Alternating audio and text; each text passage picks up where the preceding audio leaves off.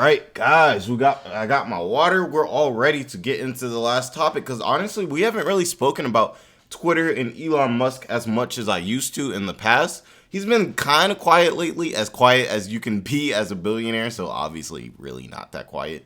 And you know how Elon Musk is, so he's always doing a whole bunch of crazy stuff. Might have a video dropping soon too about the whole Dogecoin situation and everything like that, where he pretty much posted Dogecoin on Twitter's website and changed the Twitter logo to Dogecoin, which caused a 40% increase in their price. But that's not what we're talking about today. Today we're talking about this, people. We're talking about, let me move myself real quick, and everything like that. So a little bit bigger so you guys can see how amazing I look. It sounds like Jesse Lee Peterson. Amazing. But let's see. Because it's very interesting. You really don't hear about the numbers in Twitter and stuff, everything like that, especially since now they're no longer a publicly traded company. So I'm pretty sure they don't have to release as much as they normally would have had to. Let me get this drop of water. I got it for something. All right. So it says Elon Musk says Twitter takeover has been painful, but the company now is roughly break even. As we know, this is Elon Musk. You guys all know what he looks like.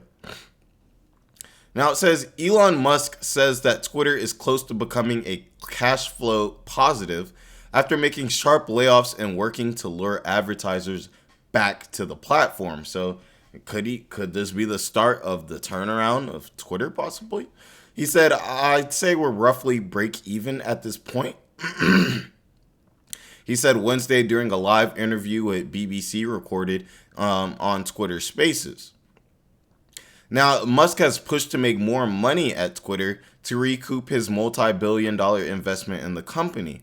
As part of this income generation drive, Twitter has sought to make more money from subscriptions, charging users $8 a month to get access to Twitter verification marks and the ability to edit tweets, among other features. I didn't know that. I didn't know that it was more than just being verified. I didn't know that you actually get more features and things like that for the $8. I also would love to see, I think Instagram made $400 million or something when, within the first day of introducing, you being able to pay for verification checks, because all those dudes that always wanted one all day life so they could get some girls, was like, oh, I'll just buy one, not realizing the girl is now at this point going to go and look at your followers and see that you bought it. And that's probably going to hurt you more than even helps you. But they probably made a decent amount of money from that, We can already kind of have an idea of that, I feel like, because of the correlation with Instagram. If Instagram was able to make $400 million off of it, then Twitter probably made a little too. Now, Musk said that Twitter will start removing blue check marks from accounts without a subscription to the company's Twitter Blue service next week. So if you already had it, that's crazy. If you already had a check mark, they will actually take it away from you, which seems kind of a little weird. Mouse is acting crazy. What's going on? Now, says doing the interview, Musk said that almost all advertisers have resumed buying ads on the platform, and after several hit pause on Twitter advertising following his acquisition of the app. As you know, it was a very sticky and ugly acquisition. He purchased Twitter for $44 billion in late October after a drawn-out legal battle with the company. He has since sought to radically overhaul the platform, including its content moderation policies, because that's what he claimed he was coming in to do. He came in to kind of monitor Twitter in a way that would really promote free speech and everything like that. While it also seems like he kind of came in and took away a lot of free speech at that same time. But when he did acquire Twitter, that was kind of the mantra that they were going with. Now it says this has spooked many product players, with half of Twitter's top 100 advertisers now estimated to have left the platform since he took over, that is a lot. That's how these companies make their money, guys. So that's a lot of people. The only reason they don't make money off of views unless there's an advertiser, you know what I'm saying, and everything like that. So you might have a lot of people still on Twitter, but if there's no advertisers, there's no money to be made. Essentially, at that point, the app is working for free. And you guys know it takes a lot of money to run something like Twitter, to keep that running. Now, he said, depending on how things go, if current trends continue, I think we could be cash flow positive this quarter if things keep going well. Brands were concerned about the app failing to tackle hateful posts in the wake of the $44 billion deal, which was completed in October 2022. He styles himself as a free speech absolutist and says he wants to encourage free expression on Twitter. Yeah. I think even like Apple was pretty much saying like that they may like consider not having Twitter on the Apple App Store because, he was allowing so many, quote unquote free speech but hateful speech, allowing it on Twitter, to where a big company like Apple, which imagine you have your iPhone and you can't download Twitter on it because it's not on the App Store anymore. That would be crazy. But that just goes to show the scope of where companies are potentially willing to take it, if this entity, as in Twitter, isn't necessarily woke enough for them. But that's also, you have to consider too, that's also a lot of the reasons why people are on Twitter. That's kind of a lot of the reasons why people have a Twitter, because it's unfiltered, because it's raw, because of that whole type of thing, because you can say whatever you want to say without consequences that you would deal with on, maybe YouTube or Instagram or something like that. Now, he controversially allowed Donald Trump, who was last week charged with 34. They'll never get over these counts for him. Like, see, now it's just tied to his name. I told you guys in an earlier video, like, even still that he was found non-guilty, this could still be really harmful to him. And it's for reasons like this. Now they can throw it in the article like this.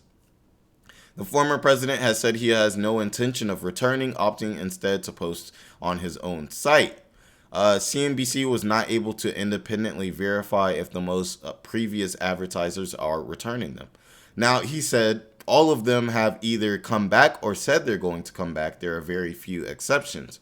Now, this could also be a political play too, where he's trying to get more investors to come back. So he's kind of saying, hey guys, we're starting to be money positive. Like, that's a good thing for the company. A lot of people are coming back, and maybe that'll encourage others, to come back. So this could be a whole political move too at that, to kind of get the ball really rolling, because losing half of your advertisers could almost possibly in some companies potentially bankrupt them, Now, when pressed by BBC on which advertisers hasn't returned, he said, I actually don't know of anyone who said definitively they're not coming back. There are all sorts of type of trending to coming back. Hey, jump in, the water's warm. It's great. See what I'm saying? That's probably why he tried to pop back in, to get these advertisers back. They need them.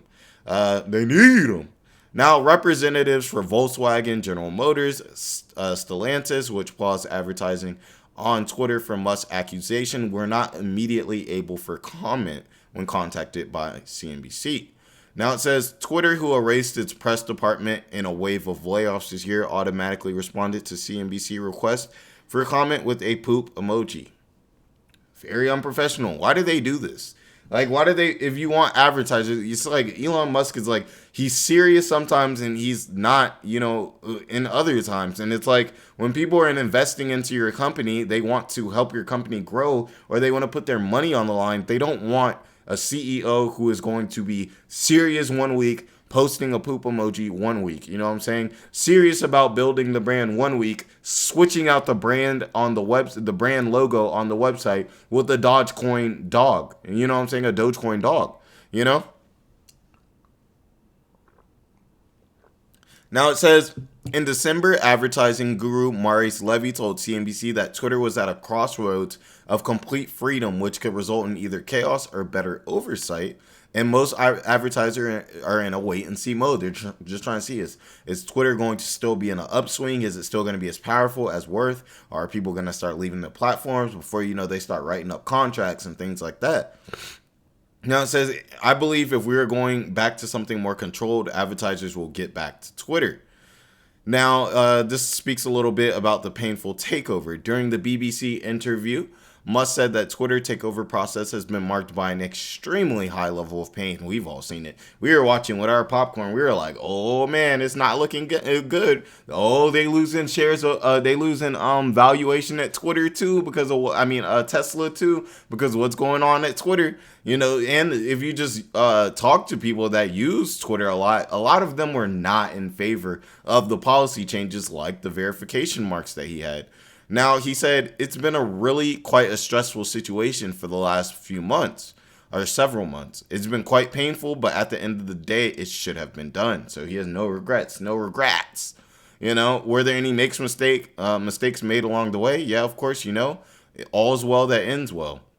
Now they slashed thousands of roles. Twitter is now at 1,500 employees, down from 8,000 when he took over. Wow, that's like over an 80% cut, guys. Yeah, 2,000 would be. That's like an 80% cut or something like that. Insane. Wow.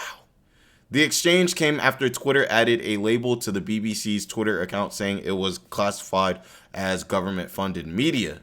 The BBC is largely funded by a license fee that British households must pay to watch BBC programs and all other channels. He said the platform will change the label to say publicly funded media rather than government-funded media, During the interview, he lambasted the media and said he is under constant attack. He said they're able to trash me on a regular basis in the US and the UK. He says Musk also falsely claims COVID is no longer an issue, while the World Health Organization still classifies C-19 as a pandemic. So what do you guys think about this? Do you guys think this is a W move from Elon Musk and Twitter, or do you guys think this is kind of like them realizing okay, we got to get the ball rolling. I spent $44 billion on this. Maybe it's about time for me to start getting my money back, stop playing so many games, try to get some of these advertisers back. And now he's kind of going out to these media companies and trying to put Twitter in a way to where it's looking like, hey guys, we're about to start making more money again. Come on back, come on back. Or do you guys think this is the whole type of thing, what I'm saying, like I'm saying, where a lot of these companies were probably making good money at Twitter, and they saw Twitter as being a place where maybe we didn't want to do advertising because they're not really pushing that woke narrative, or they have too much free speech, and maybe they don't want to promote a platform that is making certain moves or saying certain things or allowing certain things on their platform. Let me know how you guys feel about that. Also, I want to know, how do you guys feel about Twitter since Elon Musk did? My people who scroll through Twitter for hours in the day, I really want to hear from you guys. Do you guys think Twitter is a better app since Elon came? Is it worse? And let us know why you feel that the way that you feel. So I appreciate all the guys and girls who came into the stream and everything like that. Definitely on your way out, leave a like, comment, and subscribe to help the channel grow. We're going to be streaming a lot, guys. We're going to be streaming a lot. So if you guys want to see these topics dealing with, the government, social issues sometimes, definitely going to be touching on things that have to deal with businesses like this, the stock market. If you enjoy that type of news and have friends that do, help me push the content out so we can really get these conversations going. Sometimes it can get a little litty in the chat, you know what I'm saying, and everything like that. So I appreciate everybody who threw a like to the stream and everything like that, and I hope you guys all have a beautiful and blessed day.